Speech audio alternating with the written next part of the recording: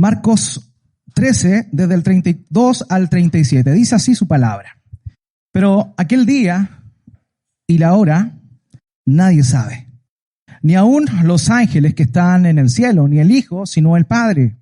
Mirad, velad, orad, porque no sabéis cuándo será el tiempo. Es como el hombre que yéndose lejos, dejó su casa y dio autoridad a sus siervos, y a cada uno su obra. Y el portero mandó que velase. Velad pues, porque no sabéis cuándo vendrá el Señor de la casa, si al anochecer, o a la medianoche, o al canto del gallo, o a la mañana. Para que cuando venga de repente no os halle durmiendo, y lo que a vosotros digo, a todos lo digo, velad. Anoche terminó una edición más de la Teletón, ¿cierto? Esta campaña que prácticamente año a año nos lleva y motiva a la gente a poder aportar con el fin de poder solventar, sostener lo que es el tratamiento de muchos niños y personas que tienen algún tipo de discapacidad, ¿cierto? Y vimos cómo, con la gracia del Señor y la ayuda de las personas, se lograron recaudar más de 35.000 millones, superando la meta. Bueno, a la Teletón se le conoce como las famosas 27 horas de amor. ¿Y por qué es que se llaman así? Se llaman así porque básicamente es un programa televisivo que dura 27 horas de continuo, no para nunca.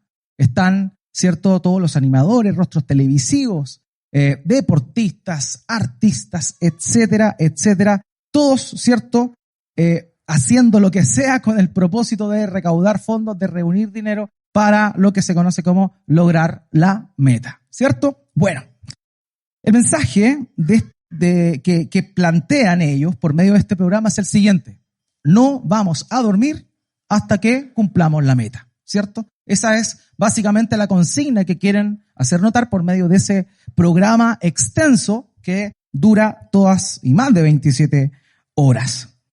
Bueno, dormir, hermanos, siempre es bueno, ¿cierto? Nuestro cuerpo lo necesita. Necesitamos recargar energías. Las baterías necesitan estar nuevamente en continua reparación, y el descanso es sumamente bueno, y el dormir también. Pero hay otras causas que son mucho más importantes que la Teletón para no dormir. Y eso es básicamente lo que el texto que acabamos de leer nos inspira. El título del sermón de esta mañana es Insomnio autorizado. Insomnio autorizado. Y de acuerdo a estos versos, veremos 3 deberes que los cristianos deben realizar mientras aguardamos la venida de nuestro Señor Jesucristo. 3 deberes que los cristianos debemos hacer mientras esperamos el retorno de nuestro Señor. En primer lugar, el primer deber que debemos cumplir, debemos estar expectantes. Eso es lo primero. Debemos estar expectantes. En segundo lugar, debemos cumplir con nuestras responsabilidades. Es un deber. Y en tercer lugar, debemos seguir expectantes. Eso es básicamente lo que vamos a estar viendo esta mañana conforme a los textos que acabamos de leer. No nos lo olvidemos del contexto. Venimos, ¿cierto?, revisando el discurso de nuestro Señor Jesucristo en el Monte de los Olivos. Un discurso bastante extenso, pero que lo que busca es responder a la pregunta que sus discípulos más cercanos le hicieron al Señor. Esta era: ¿cuándo iban a suceder esas cosas que Él había dicho? ¿Cuáles eran esas cosas que Él había mencionado? Que del templo no quedaría piedra sobre piedra. Entonces el Señor comienza a responder a esta pregunta de varias maneras, ¿cierto? Hablando de todo lo que debería acontecer, cómo iba a suceder al principio, aquellas cosas que iban a pasar y que de ninguna manera eran garantía de que el día estuviera cerca, el día de la destrucción del templo. Y también vimos cómo es que el Señor Jesucristo emplea la figura de la destrucción del templo también para apuntar en oportunidades a lo que sería su venida por segunda vez, el retorno de nuestro Señor Jesucristo. Entonces, básicamente, aunque Él está respondiendo a la interrogante de cuándo iba a suceder la destrucción del templo, el Señor en oportunidades en medio de ese discurso, y Él lo plantea bien de la forma que lo expresa, hace guiños a lo que iba a suceder al final de los tiempos en su segunda venida. Ahora, vimos nosotros que el segmento anterior, el Señor vuelve a hablar de la profecía propiamente tal de la destrucción del templo en el año 70. Pero este texto que acabamos de leer cambia nuevamente de tema. Y se dirige a lo que va a suceder al final de los tiempos. ¿Ok? Y usted puede decir, pero pastor, ¿por qué tan arbitrario para decir eso? ¿De dónde saca eso? Hermanos, del propio texto podemos extraer esa conclusión. En primer lugar, la premisa que el Señor les está dando a sus discípulos es que no hay manera de saber cuándo iba a ser ese día. Eso es lo que Él está manifestando por intermedio de esta parábola. Él está hablando de un día el cual debían estar atentos y vigilantes porque no sabían cuándo iba a ocurrir. Mientras que cuando el Señor se está refiriendo a la destrucción del templo, Él les dice claramente, cuando vean esta señal, ¿cierto? La abominación desoladora, estén atentos y huyan a los montes. Entonces, tenemos que entender que claramente por la forma en la cual el Señor está dando este discurso, ahora ya no se está refiriendo al futuro inminente de los discípulos, que sería la destrucción del templo, sino que ahora está apuntando a la segunda venida, a su regreso final. No olvidemos que cuando Él se refería a la destrucción del templo, Él les dijo, no pasará esta generación hasta que todo esto acontezca. Mientras que aquí está señalando que no saben ni el día ni la hora. O sea, hay dos ideas totalmente diferentes. Por tanto, eso nos lleva a concluir que este segmento que acabamos de leer no se estaría refiriendo a la destrucción del templo en el año 70, sino que en realidad se estaría refiriendo a la venida del Señor Jesucristo por segunda vez al final de los tiempos. Otro argumento súper fuerte para poder cerrar esa idea es que el texto paralelo en Mateo capítulo 24, versículos 36 al 37, nos muestra que justamente esta idea está ligada a el retorno de Cristo.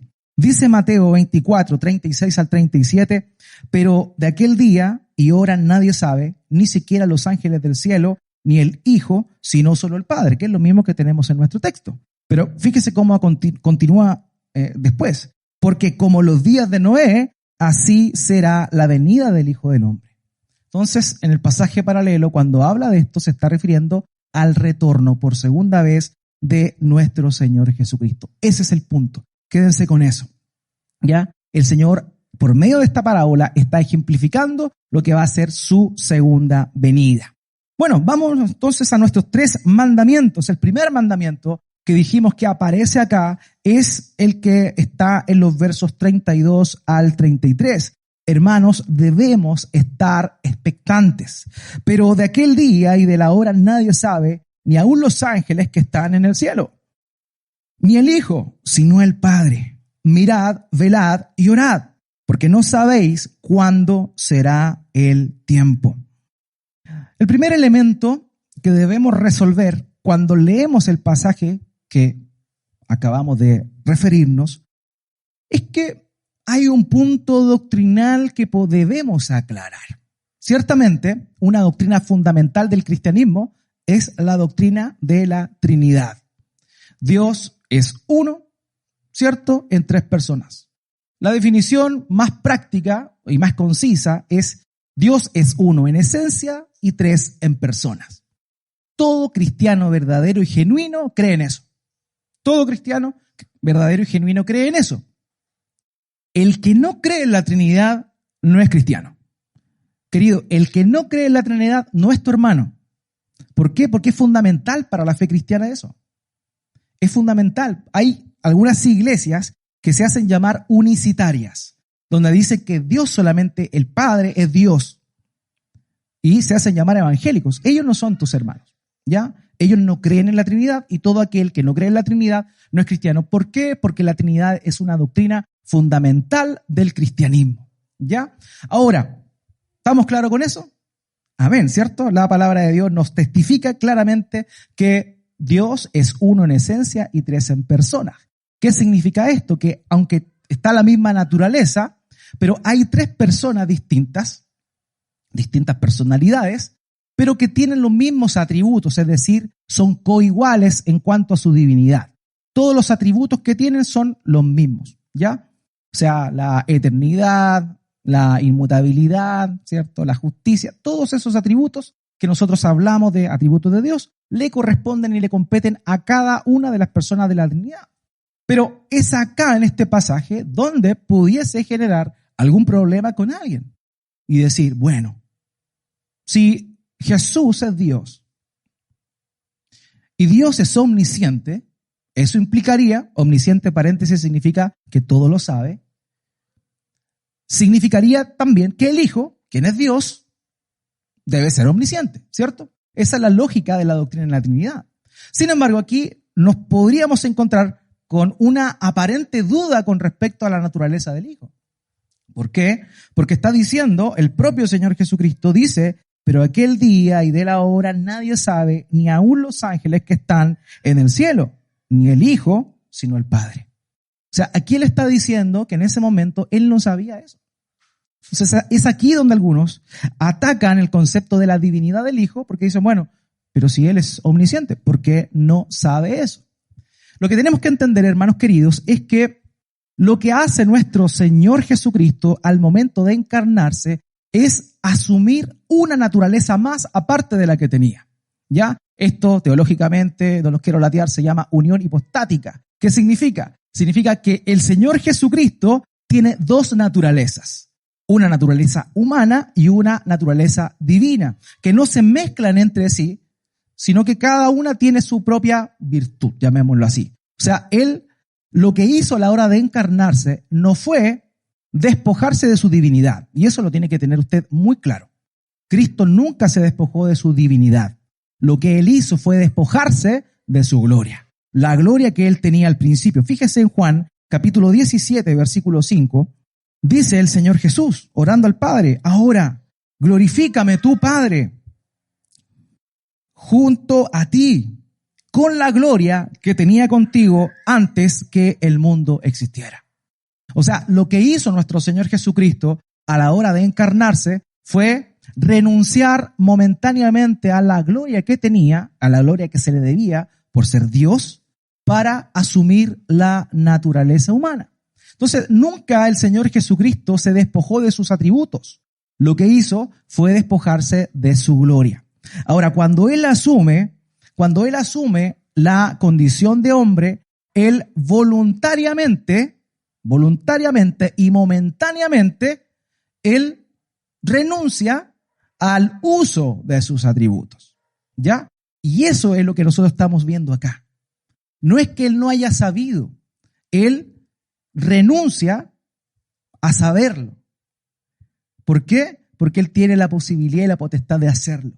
Esa es básicamente la idea. De ninguna manera está diciendo acá que Él no lo sabía y nunca lo iba a saber. Él es Dios. El Señor Jesucristo es Dios. Por tanto, es omnisciente. Incluso en oportunidades, ¿se acuerda que dice el texto en los evangelios que Él no tenía necesidad de que nadie le dijera nada porque Él conocía el corazón de los hombres? Eso dice la Biblia. Eso habla de la omnisciencia del Señor. Entonces, Él voluntariamente, al despojarse de su gloria, también se despoja voluntariamente y en momentos bien particulares del uso de sus virtudes, atributos o perfecciones. Y eso es lo que vemos acá, ¿ok? Entonces, de ninguna manera esto señala que el Hijo no es Dios. De hecho, el propio texto lo dice, da un lugar a nuestro Señor Jesucristo súper importante. Él dice acá, pero aquel día y de la hora nadie lo sabe, ni aun los ángeles que están en el cielo. Los ángeles, para la concepción judía, eran los seres espirituales abajo de Dios más importantes. Dice, ni aun los ángeles. Y después dice, ni el Hijo, dando al Hijo por superior a los ángeles.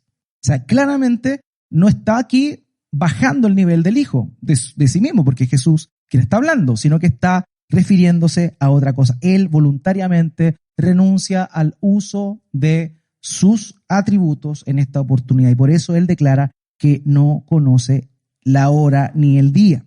Un autor señala lo siguiente: en el misterio y la belleza de la encarnación, el Hijo soberano, omnisciente, podría dejar temporalmente a un lado o suspender el libre ejercicio de sus atributos de Dios para vivir una auténtica vida humana en sumisión a su Padre y en dependencia del Santo Espíritu. O sea, él, para poder depender del Padre y para poder tener el poder del Espíritu Santo para llevar a cabo su misión, es que él voluntariamente, en oportunidades y momentáneamente se despoja de sus atributos. Esa es básicamente la idea de lo que el Señor está diciendo acá. Ahora bien, el texto continúa diciendo, continúa diciendo el texto, pero aquel día y de la hora nadie sabe, ni aun los ángeles que están en el cielo, ni el Hijo, sino el Padre. Mirad, velad y orad, porque no sabéis cuándo será el tiempo. Hermanos, si una cosa es cierta, es que ninguno de nosotros sabe cuándo el Señor Jesucristo vendrá. Y como lo señalé anteriormente, uno de los grandes problemas que la gente, sobre todo los ateos que no creen en Dios, le recriminan al cristianismo es que muchos pseudo cristianos han dado fechas para la venida del Señor Jesucristo. Yo lo he dicho hasta el cansancio, todas esas personas se han equivocado, todas esas personas son chantas en ese sentido y son falsos profetas. Alguien que dice algo que no se cumple de acuerdo a lo que Dios establece en Deuteronomio es un falso profeta. Así que nadie puede decir este es el día, esta es la fecha, ni que 120 jubileos, ni que nada, ¿ok? Todo eso son puras patrañas que surgieron de haberse comido un rico asado en la noche muy tarde, ¿ya? Bueno, ahora, lo importante para nosotros, queridos, es que debemos estar atentos. El lenguaje que emplea ahí es mirad, velad y orad. Todos son imperativos. Hermano, hermana, tú ni yo no sabemos la fecha, no sabemos cuándo. Lo cierto es que el Señor viene. El Señor viene por segunda vez. Él va a volver. Él va a cumplir su promesa. Y lo que nosotros debemos hacer por obligación, Él le dice esto a sus discípulos, pero lo que nos dice a nosotros es que debemos estar velando, atentos, orando. Esa es la dinámica. La Nueva Traducción Viviente reduce todas estas palabras a un mandato bastante conciso. Manténganse en guardia, estén alerta. Eso dice la NTV. Manténganse en guardia, estén alerta. Hermano, ese es el llamado para nosotros. Eso es lo que nosotros tenemos que estar siempre, expectantes y atentos, porque no sabemos. No sabemos. El Señor viene, pero ni el día ni la hora no lo sabemos. Hemos hablado, he explicado el concepto de la inminencia de la venida del Señor. Ciertamente hay cosas que, de acuerdo a la Escritura, deberían suceder primero. Pero más allá de eso, todo lo que puede y debe suceder podría ocurrir en un abrir y cerrar de ojos, todo súper rápido. Por tanto, siempre tenemos que saber que la venida del Señor es inminente, aunque no es del todo probable su inminencia exhaustiva, ¿ya? Él va a venir, Él puede venir mañana si quiere, todo lo que falta que se cumpla se puede cumplir hoy día y Él puede venir mañana. Por tanto, el cristiano debe vivir con esa tensión entre que el Señor viene, ¿cierto? Y estar atento y dispuesto a recibir a nuestro Señor. De manera que eso es lo primero, hermanos. Debemos estar atentos, debemos velar. Esa es la misma palabra que ha repetido a lo largo de todo su discurso en el capítulo 13. Velad, estar atentos, estar atentos. Él lo dice muchas veces, es un mandamiento, eso es una ordenanza. Y esa es nuestra misión y no debemos olvidarla. En segundo lugar, lo segundo que nos muestra, o el segundo deber que debemos cumplir nosotros aguardando la promesa de nuestro Señor, de su regreso, es lo que aparece en el versículo 34. Hermanos, debemos cumplir con nuestras responsabilidades.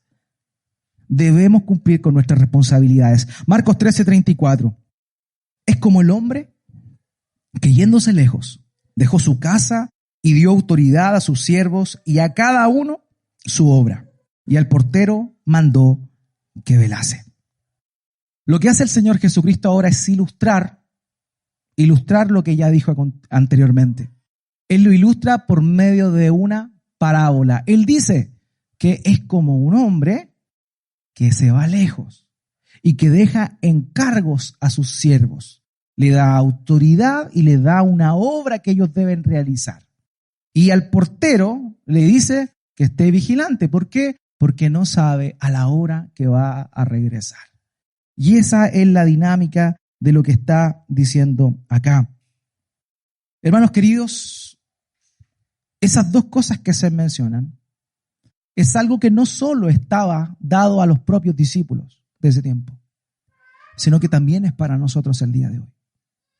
Dice, y aunque es una parábola, y la parábola tiene la particularidad que es distinto a una alegoría, porque la alegoría es interpretar todos los elementos de esa narración asimilándolo a algo. La parábola no es eso. La parábola es una enseñanza que intenta mostrar algo similar. Eso implica que los detalles no son tan importantes. Esa es la diferencia entre una alegoría y una parábola. Los detalles no son tan importantes, sino que la idea central. Los detalles de una parábola lo único que buscan es llamar la atención de aquellos que están oyendo la enseñanza. Entonces, no hay que enfocarse, cuando vemos parábolas, no hay que enfocarse tanto en los detalles, a no ser que el propio Señor Jesucristo explique cuáles son los detalles. Y eso es muy importante. Bueno, en este caso, nos encontramos con esta parábola, la cual significa que este hombre se va lejos y que sus siervos, sus esclavos, porque esa es la palabra literal ahí, deben estar muy, pero muy atentos. Y él les da dos cosas a sus discípulos, a sus siervos antes de irse: la autoridad y tareas por cumplir.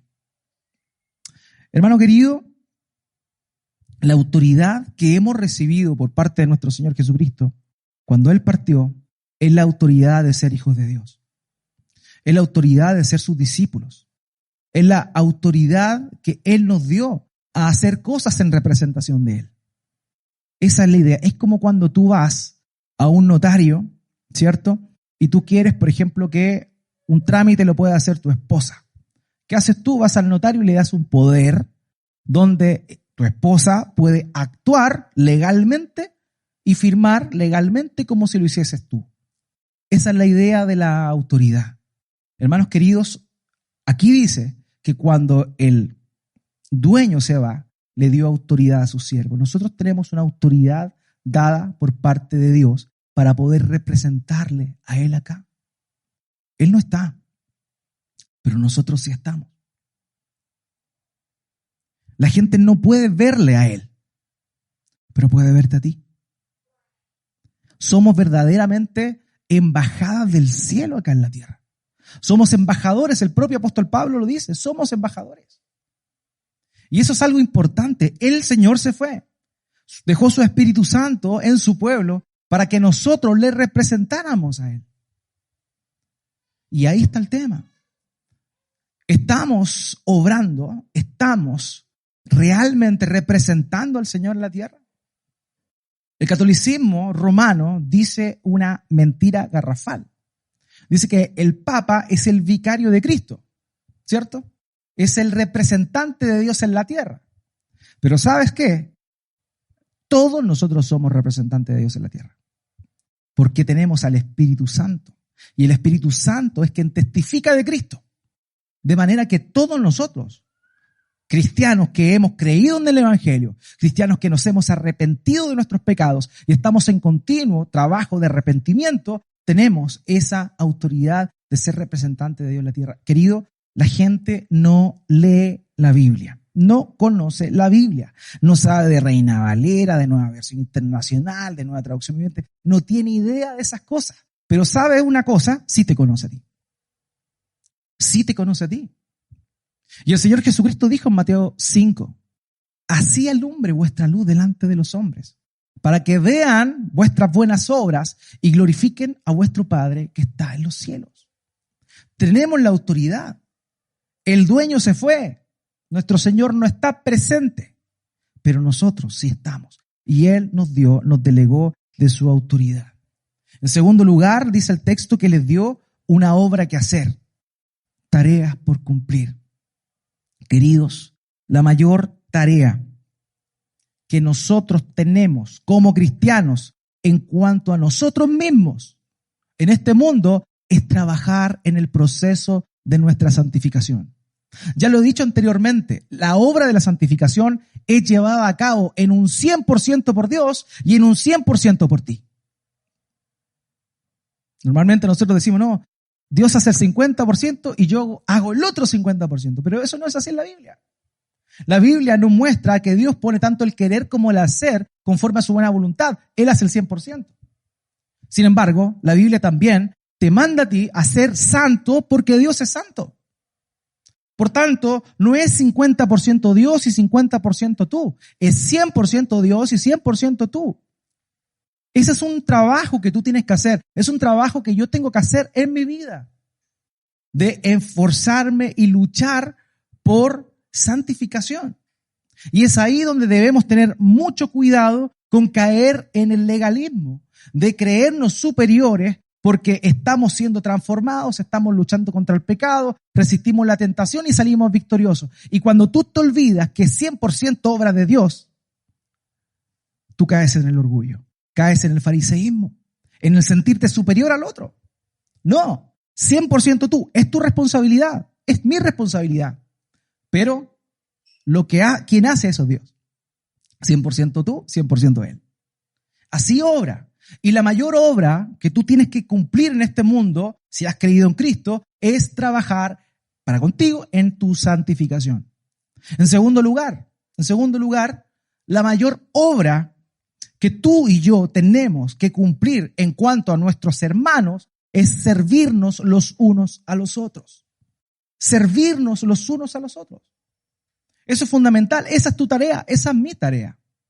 Por eso el concepto de la membresía, de lo que acabamos de hacer, es tan importante para toda iglesia local.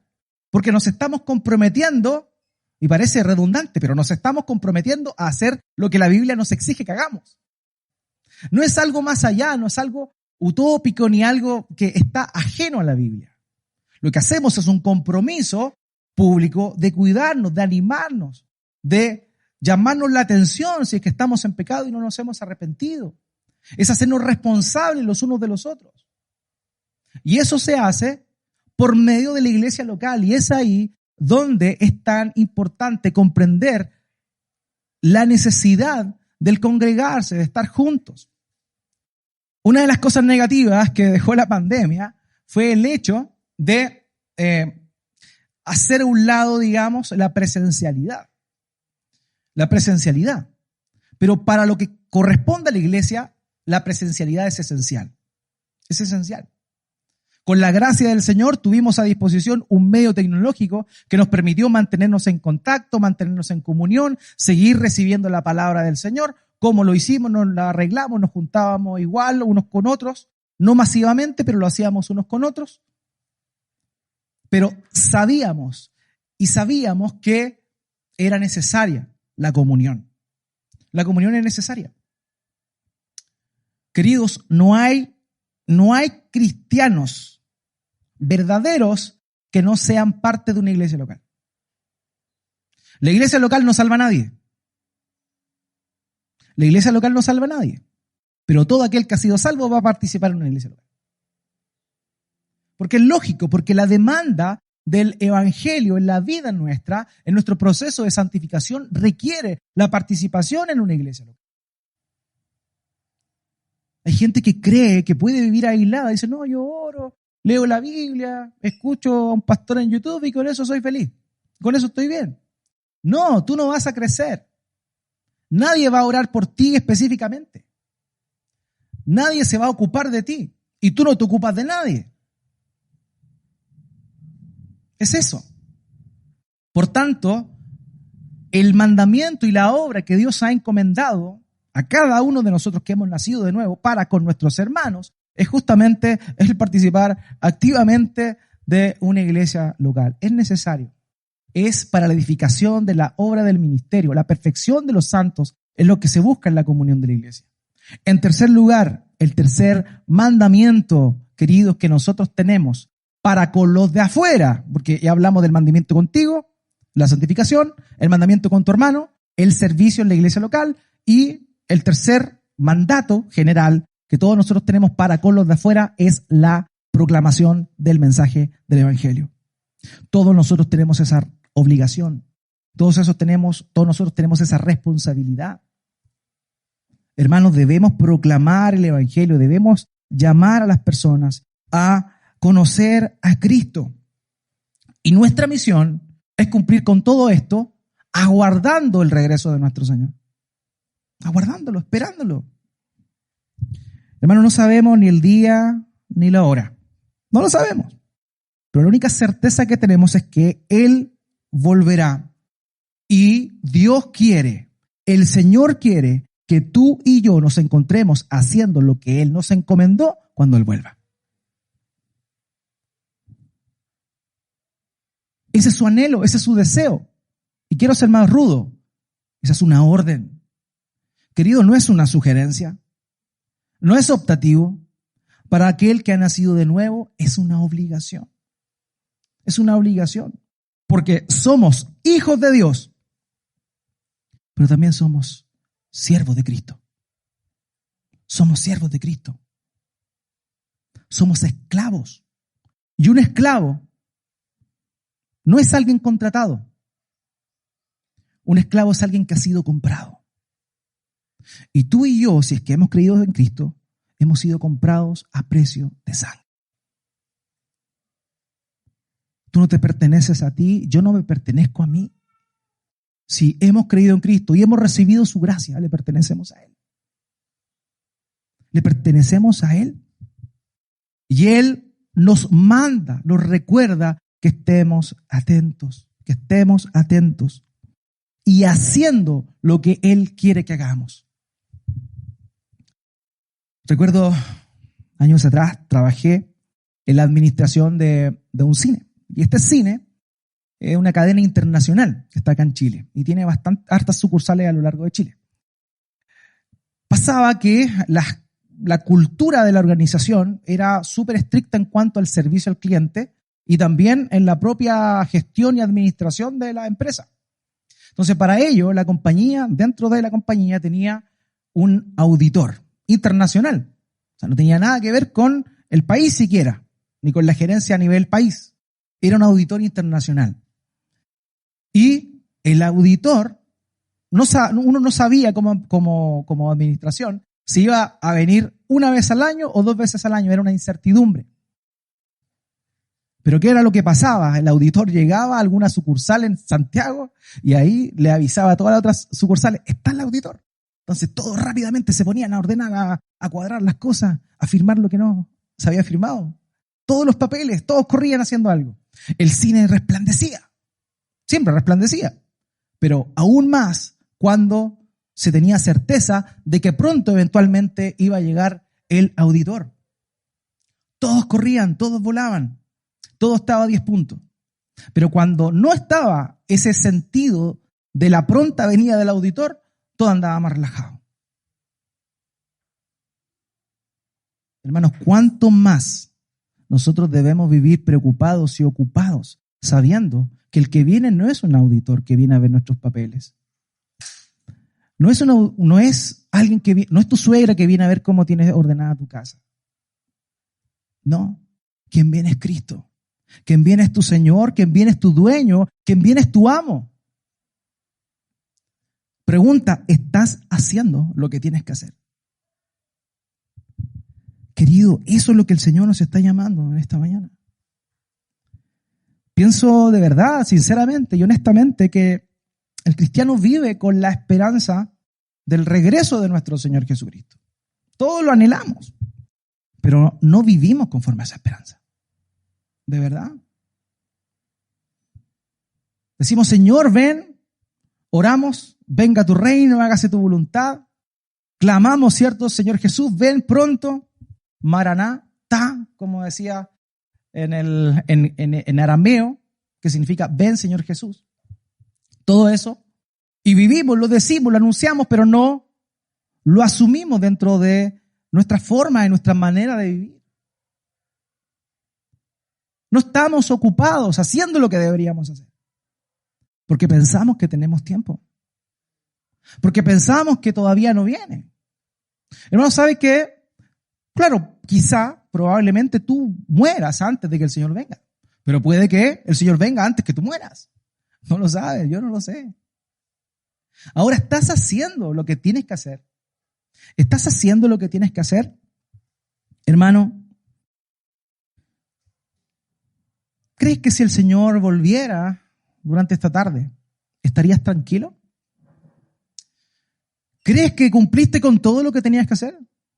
¿Que Dios te ha encomendado? Si tuvieses que rellenar un checklist, ¿dónde están todas las ordenanzas que el Señor te ha dejado, que me ha dejado?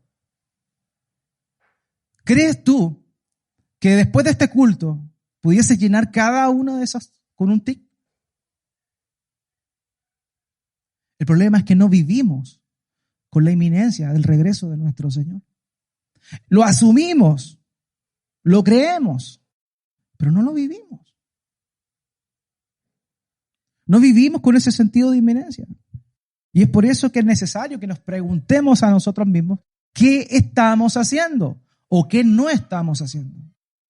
¿Qué estamos haciendo o qué no estamos haciendo?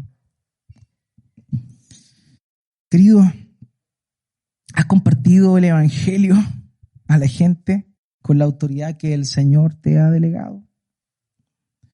¿Te sientes que has cumplido con eso? Tú que eres padre, madre, esposa, esposo, hijo, ¿sientes que has cumplido a cabalidad ese llamado, ese rol conforme a lo que Dios te ha mandado? ¿Crees tú que lo has conseguido? ¿Te has comprometido realmente con el Señor y con la iglesia? ¿De verdad? ¿De verdad? Con todo lo que ello significa. Es tiempo que nos analicemos, porque eso es lo que demanda el Señor. Él demanda, esto es una ordenanza.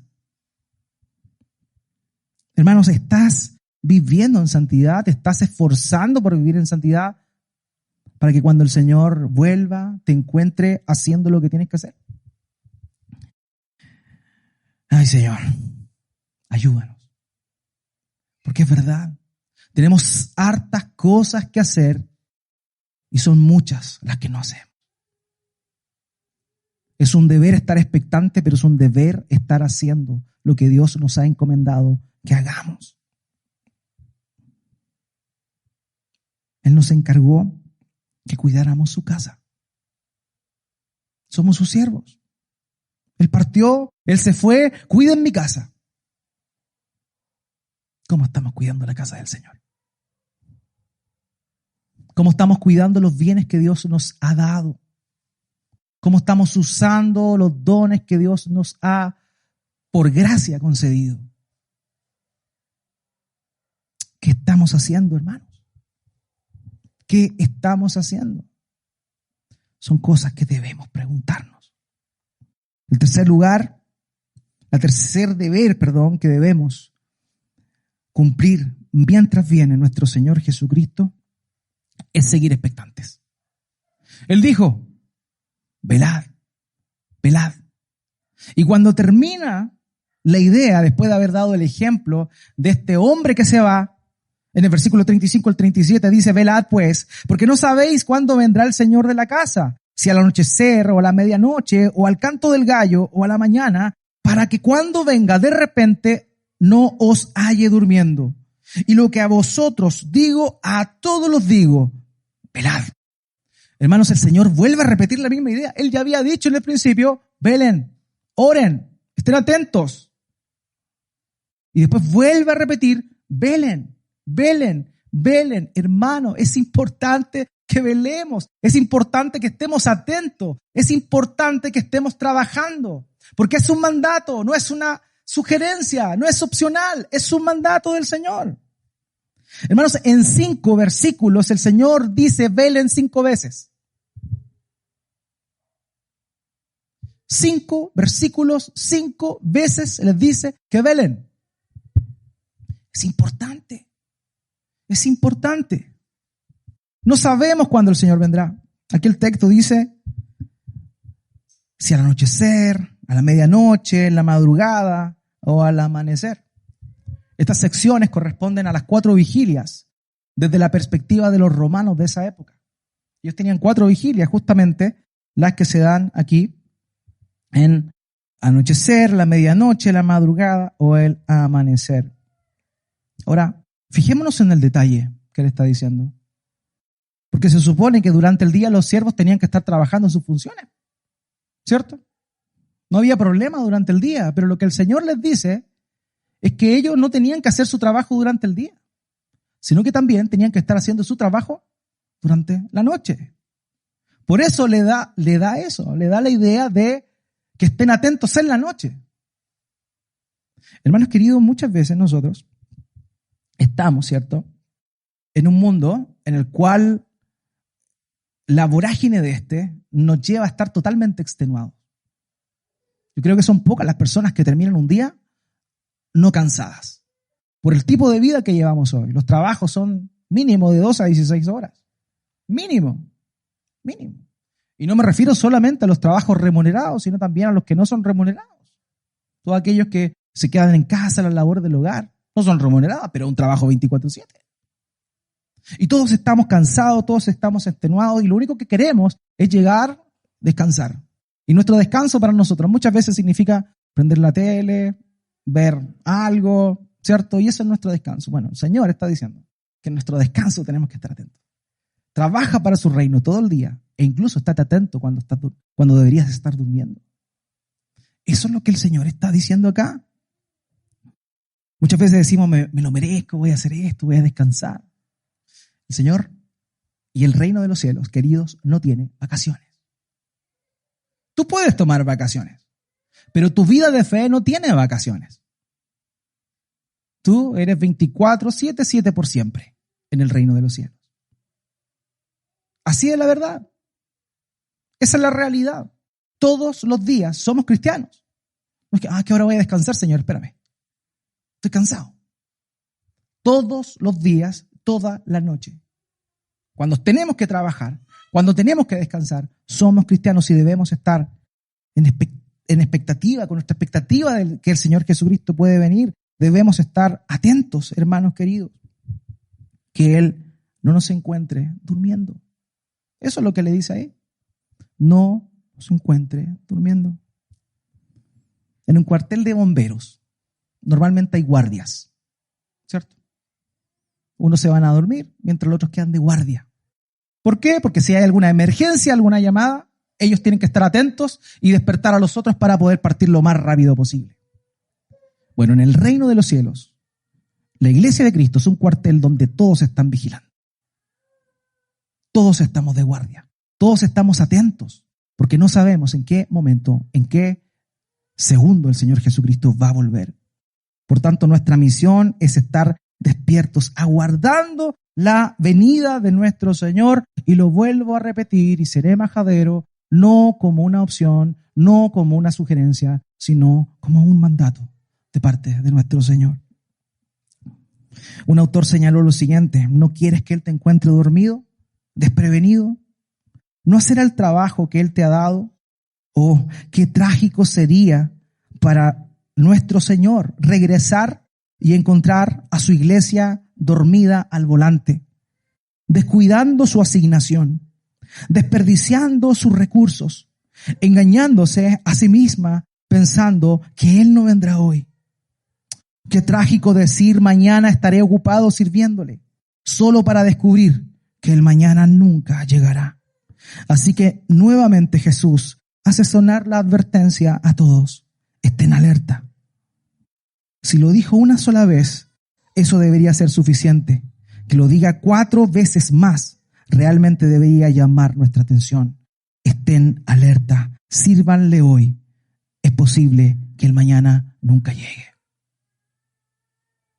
Hermanos, es necesario que de verdad entendamos esto. ¿Por qué somos tan pasivos? ¿Por qué somos tan poco apasionados? Y es por eso. Siempre habrá un mañana. Eso es lo que pensamos, eso es lo que creemos. No voy a ir al culto esta semana, estoy muy cansado. Voy a ir la otra semana. No. Puede que no haya culto de la otra semana. Y si te quedaste por flojera, no creas que el Señor se va a olvidar. Hermanos queridos, estemos haciendo lo que debemos hacer. Tenemos obligaciones, tenemos responsabilidades. Es necesario que las abordemos y que de una vez por todas nos pongamos serios con eso. De verdad. No debemos dormir, debemos estar despiertos, atentos, siempre. Pablo, los tesalonicenses, 1 Tesalonicenses 5, del 5 al 8, porque todos ustedes son hijos de luz e hijos del día. No somos de la noche ni de las tinieblas. Por tanto, no durmamos como los demás, sino estemos alerta y seamos sobrios. Porque los que duermen, de noche duermen. Y los que se emborrachan, de noche se emborrachan. Pero puesto que nosotros somos del día, seamos sobrios, habiéndonos puesto la coraza de la fe y del amor, y por casco la esperanza de la salvación. Hermanos, estemos atentos, no nos durmamos. Pablo a los Romanos 13:11. Y hagan todo esto conociendo el tiempo, que ya es hora de despertarse del sueño, porque ahora la salvación está más cerca de nosotros que cuando creímos. La salvación, hermanos, está más cerca, y esa salvación es el regreso de nuestro Señor. Está más cerca. Falta menos. Hermanos, no nos damos cuenta que en realidad no estamos viviendo un día más. Estamos viviendo un día menos. En tu vida y en la mía es una cuenta regresiva. Cada día que pasa hay mayor desgaste. Tus células se empiezan a morir. Tu cuerpo empieza a envejecer. Tus miembros comienzan a agotarse. Hermanos queridos, es necesario que entendamos que no debemos dormir. Tenemos que estar despiertos. Sobre todo lo que respecta a lo espiritual. Apocalipsis capítulo 16, versículo 15.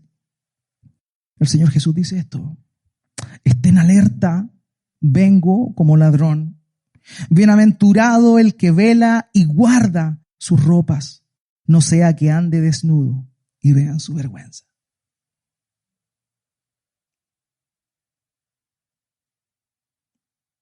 El insomnio es bueno cuando tu insomnio es por causa espiritual.